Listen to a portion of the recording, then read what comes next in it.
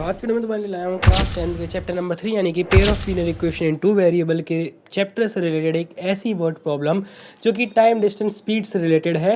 और अगर ये पेपर में तुम्हारे आएगी तो तुम इसे समझ ही नहीं पाओगे कि कैसे करना है अगर तुमने ये वीडियो आज की नहीं देखी या फिर ये क्वेश्चन तुमने पहले नहीं कर रखा होगा। तो स्क्रीन पे क्वेश्चन देख ही सकते हो, मैं बिना किसी देरी के बताना चालू करता हूँ। क्वेश्चन पढ़ोगे तो तुम्हें समझ आएगा कि यहाँ पे बोला गया है कि दो प्लेस हैं ए और बी नाम से, या फिर दो पॉइंट हैं ए और बी और नाम से, जो कि 100 kilometre apart on a highway है, यानी कि वो 100 किलोमीटर दूर हैं एक दूसरे से।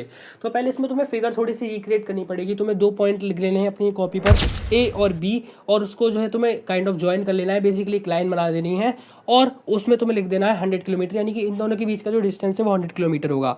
अब यहाँ पर बोला है कि एक कार जो है स्टार्ट होती है फ्रॉम द पॉइंट ए और दूसरी स्टार्ट होती है पॉइंट द बी, यानी कि एक कार ए से चल रही है और एक कार बी से चल रही है। अब यहाँ पर दो केस हमें एज्यूम करने हैं। पहला केस है, अगर कार ट्रैवल करती हैं इन द सेम डायरेक्शन में, यानी वो एक पर्टिकुलर डायरेक्शन में, दोनों एक ही पर्टिकुलर डायरेक्शन में जाएंगी लेकिन उनकी स्पीड जो है डिफरेंट होगी, तो वो मीट करेंगी 5 घंटे में। और अगर वो ट्रैवल करेंगी टुवर्ड ईच अदर, यानी कि सेम डायरेक्शन में, याद रखना सेम डायरेक्शन में मतलब है, सॉरी अपोजिट डायरेक्शन में। अपोजिट डायरेक्शन का मतलब है कि वो टुवर्ड ईच अदर आ रही हैं, और सेम डायरेक्शन का मतलब है कि वो काइंड ऑफ एक ही डायरेक्शन में जा रही हैं पर वो एक दूसरे की तरफ थोड़ी ना आ रही हैं। एज्यूम करो जो कार ए पर है और जो कार बी पर है, अगर ये दोनों टुवर्ड ईच अदर आ रही हैं, यानी कि ए जो है राइट साइड में जा रहा होगा और बी जो है लेफ्ट साइड में जा रहा होगा, तो डायरेक्शन तो अपोजिट हुई पर टुवर्ड ईच अदर है। लेकिन अगर ये दोनों सेम डायरेक्शन में जाएगी, यानी कि दोनों राइट साइड में जाएगी, तो तुम यहाँ पर देखो बी जो है ए से दूर भाग रही है, यानी बी पॉइंट पे जो कार होगी वो ए पॉइंट वाली कार से दूर भाग रही है।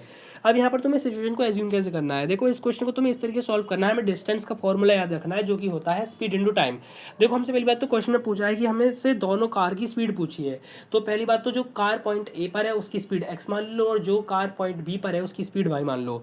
अब यहाँ पर हमें पता है कि distance is equal to speed into time होता है, और पहले वाले केस में वो चली है 5 घंटे के लिए, तो यानी कि वो जितने डिस्टेंस चली होंगी वो होगी 5 इंटू एक्स पहली वाली कार के लिए, और दूसरी वाली के लिए होगी 5 इंटू वाई, क्योंकि डिस्टेंस होता है स्पीड इंटू टाइम। अब पॉइंट ए वाली कार ने डिस्टेंस चली है 5x और पॉइंट बी वाली कार ने डिस्टेंस चली है 5y, और तब जाकर वो मिली हैं। तो ये देखो तुम फिगर इसमें एनालाइज करो, ये पूरी डिस्टेंस ए ने ट्रेवल करी होगी, ये बी ने करी होगी, नहीं ए ने ऑब्वियसली ज़्यादा करी होगी, नहीं डेफिनेटली एक्स जो है ग्रेटर होगा।